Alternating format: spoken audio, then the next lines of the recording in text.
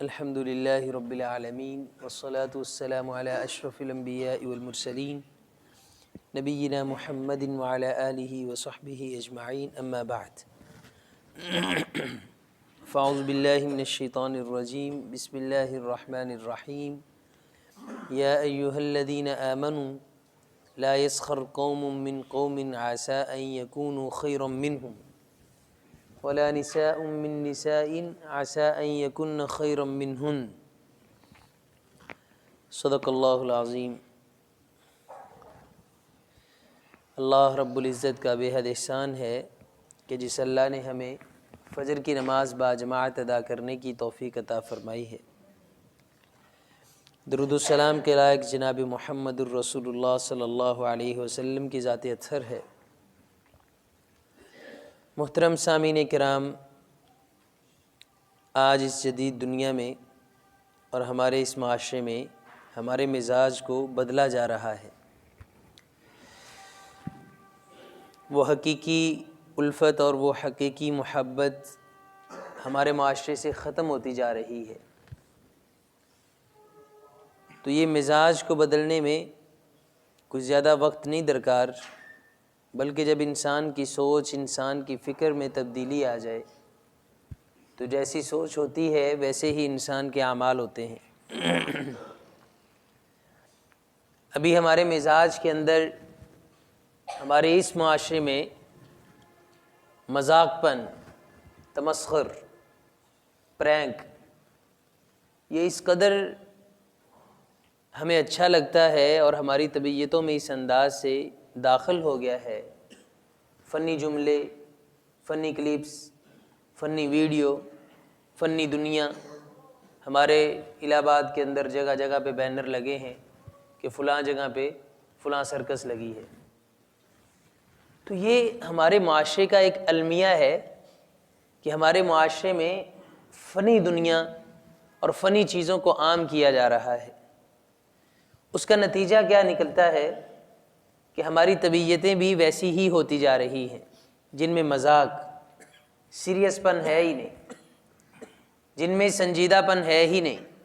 کوئی بھی بندہ سنجیدگی کے ساتھ اپنی زندگی کو سوچتا نہیں ہے، نہ ہی کسی کام کو سنجیدگی کے ساتھ کرنے کے لیے تیار ہے۔ تو قرآن پاک میں بڑی سختی سے اللہ رب العزت نے یہ منع کیا ہے، لا یسخر قوم من قوم عسى ان يكونوا خيرا منهم۔ اس کا یہ نقصان ہوا ہے کہ جب ہم اس حد تک آگے بڑھے اور ہماری سوچ کے اندر یہ چیزیں اس قدر عام ہوئیں تو ہمیں ہر چیز مذاق نظر آنے لگی۔ ایسے دوست ہمیں اچھے لگتے ہیں جو ہر وقت ہا ہا ہا ہا ٹھا ٹھا ٹھا کرتے رہتے ہیں، اور جو اگلے بندے کو اس انداز سے جگتے لگائیں، اس انداز سے جگت بازی کریں، جملے کسیں کہ اس میں انسانیت کی تذلیل بھی ہو، اس میں اگلے بندے کی بے عزتی بھی ہو، ہمیں وہ لوگ زیادہ اچھے لگتے ہیں۔ بلکہ ہمارے معاشرے میں ان کو باقاعدہ طور پہ سٹارز بنایا جاتا ہے اور ہمارے بچے ان کی نکالی کرتے ہیں۔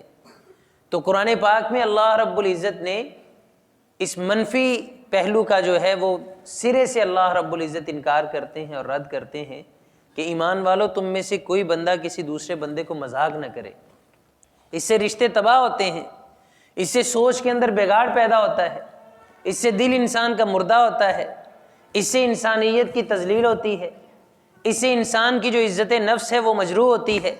یعنی اللہ رب العزت گویا کہ انسان کو ایک معزز معاشرے کے اندر جیتا ہوا دیکھنا چاہتے ہیں اور ایک معزز انسان بنتا ہوا دیکھنا چاہتے ہیں۔ تو انسان کی عزت بہت زیادہ ہے۔ تو مذاق منع نہیں ہے، مزاح انسان کر سکتا ہے، لیکن انسان کی طبیعت کے اندر اس انداز سے اس کو داخل کر دیا جائے کہ ہر وقت ہی وہ مذاق کو اچھا سمجھے تو یہ مناسب نہیں ہے۔ قرآن پاک میں اللہ رب العزت نے اس چیز سے روکا ہے۔ تو تمسخر خصوصی طور پہ وہ مذاق ہوتا ہے کہ جس میں اگلے بندے کی بے عزتی ہو، جس میں اگلے بندے کا مذاق اڑایا جائے۔ اب یہ تمسخر کئی طرح سے ہوتا ہے، زبان سے بھی آپ کر سکتے ہیں، کسی پر جملہ کس دیں، اس کو جانور کے ساتھ تشبیہ دے دیں، گدھے، فلاں فلاں فلاں، کچھ بھی کہہ سکتے ہیں، تو یہ بھی مذاق ہے، یہ بھی منع ہے۔ اسی طرح آپ کی نیت کے اندر بھی تمسخر ہو سکتا ہے، انسان کہے کچھ نہ لیکن دل ہی دل میں اگلے بندے کا مذاق اڑایا جا رہا ہے، تو یہ ساری چیزیں اسلام کے اندر منع ہے، یہ انسان کو نفاق تک لے جاتی ہیں۔ نبی کریم علیہ الصلاۃ والسلام کا مذاق منافقین اڑایا کرتے تھے، تو اللہ رب العزت نے قرآن پاک میں ان کی اس صفت کو بیان کیا ہے کہ ان کے اندر یہ ایک عام عادت تھی۔ اللہ کے رسول صلی اللہ علیہ وسلم جب بھی کوئی بات کرتے، اللہ یستہزئ بہم ویمدہم فی طغیانہم یعمہون، کہ وہ مومنوں سے مذاق کرنے کی کوشش کرتے ہیں، عرش بری کے اوپر مستوی ہو کہ اللہ تعالیٰ ان لوگوں سے مذاق کرتے ہیں اور انہیں پتہ نہیں چلتا ہے۔ تو میرے محترم بھائیوں اور بزرگوں، اس کے اندر اصل مسئلہ یہ ہوتا ہے کہ جب انسان کسی کو حقیر سمجھتا ہے، مذاق کرتا ہے، تو گویا کہ وہ اگلے بندے کو حقیر سمجھتا ہے، وہ زبان سے ہو، وہ اعمال سے ہو، وہ نیت کے اندر سوچ کے ساتھ ہو، کسی بھی انداز سے انسان جب تمسخر اڑاتا ہے تو اگلے بندے کو بندہ حقیر سمجھ رہا ہوتا ہے۔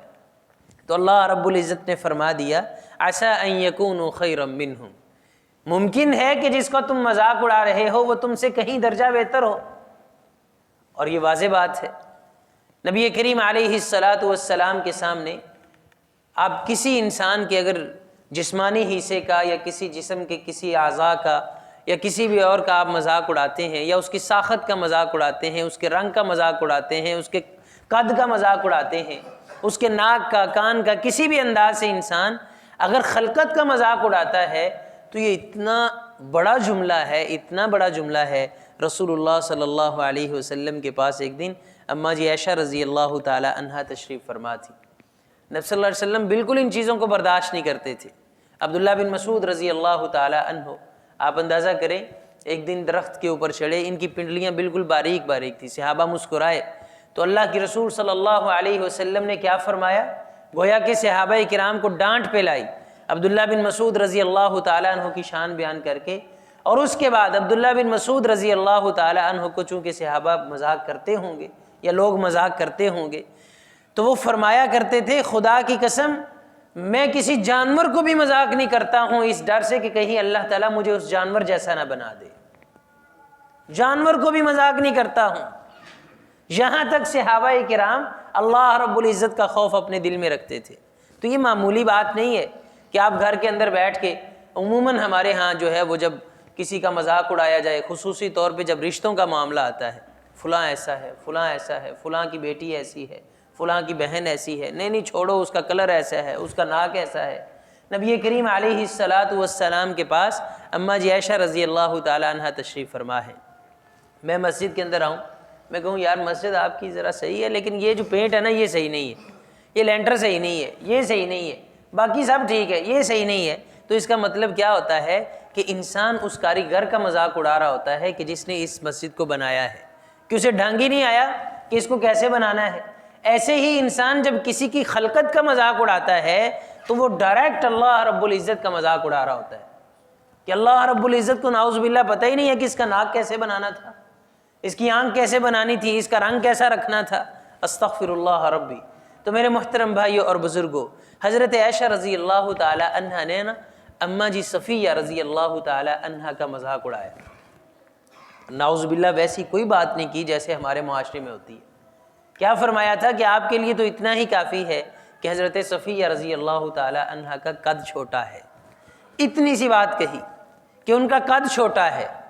نبی کریم علیہ الصلاۃ والسلام اتنا ناراض ہوئے اور آپ صلی اللہ علیہ وسلم نے فرمایا اے عائشہ تو نے اتنے سخت کلمات کہہ دیے ہیں کہ اگر ان تیرے کلمات کو سمندر کے اندر ڈال دیا جائے تو سارا سمندر کا پانی زہر بن جائے۔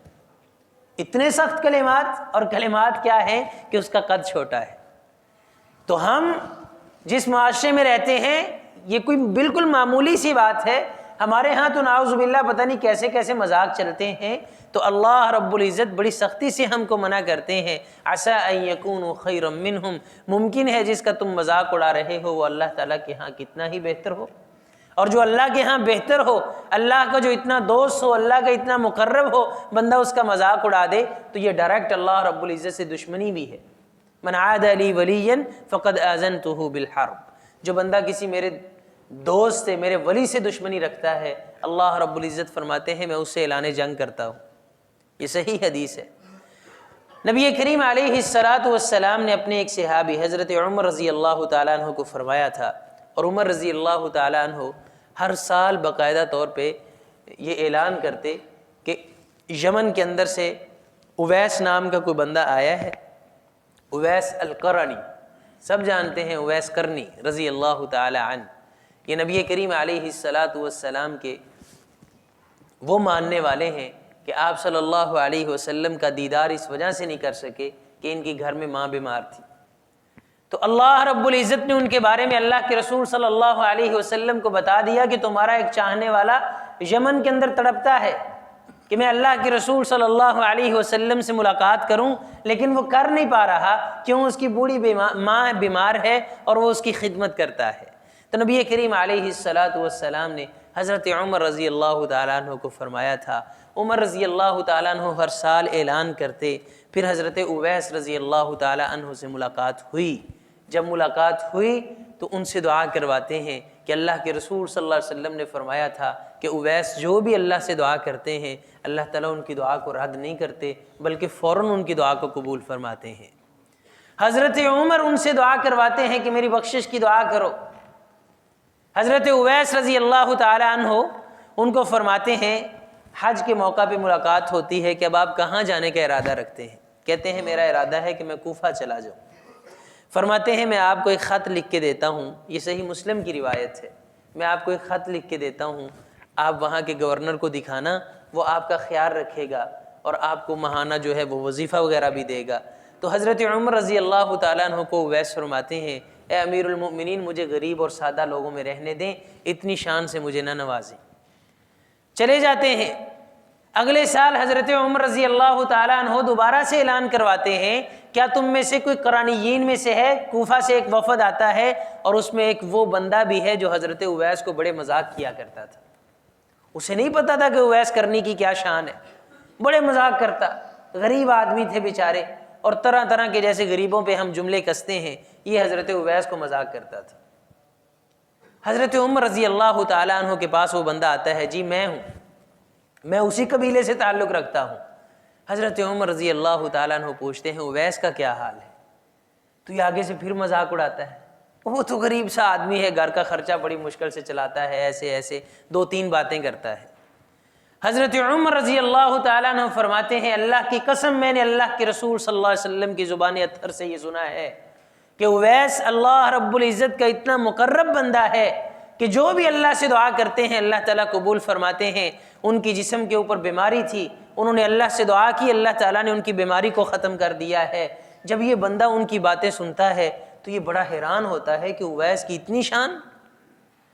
یہ واپس جاتا ہے اور حضرت اویس رضی اللہ تعالیٰ عنہ کے پاس بیٹھ کے ان کو کہتا ہے میرے لیے اللہ سے معافی مانگیں، میں نے جو کیا ہے اللہ تعالیٰ مجھے معاف کر دے۔ اویس فرماتے ہیں تجھے کیا ہو گیا ہے؟ کہتا ہے بس آپ میرے لیے معافی کی دعا کریں۔ تو عسیٰ ان یکونوا خیرا منہم، بندہ جس کا مذاق اڑا رہا ہوتا ہے ممکن ہے وہ اللہ تعالیٰ کا کتنا ہی مقرب ترین انسان ہو، وہ اللہ تعالیٰ کا کتنا عظیم دوست ہو۔ اب حضرت اویس اس کے لیے بھی دعا کر دیتے ہیں۔